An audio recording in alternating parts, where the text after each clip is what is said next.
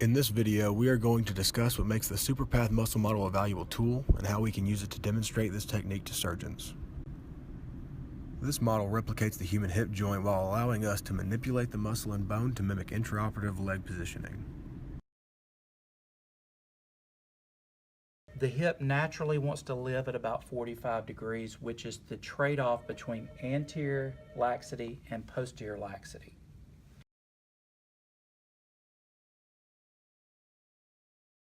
I'm going to take down the max just for us to get visibility.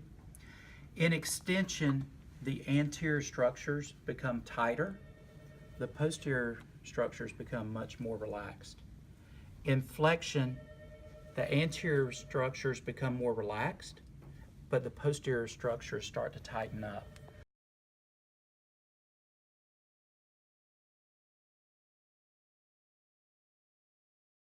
Adduction increases tension, however, it gives better visibility to the proximal femur. So anytime we're working on the proximal femur, we want to be adducted. Anytime that we need this laxity, we're going to abduct, which provides additional laxity to the external rotators.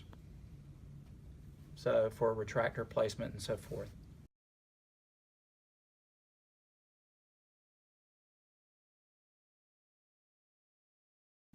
Finally, internal rotation does three things.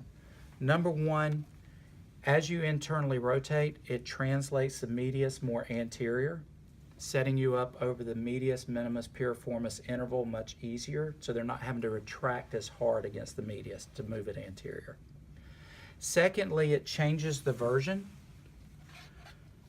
So it sets us up the 15 degrees of internal rotation, takes us and rotates it where it's perpendicular to the floor. If he wants to check it and see it in a familiar position, if the assistant will abduct, you'll see what he's traditionally accustomed to in preparing the anteversion on the femur, which is about 15 degrees. You see more the side of the broach under abduction.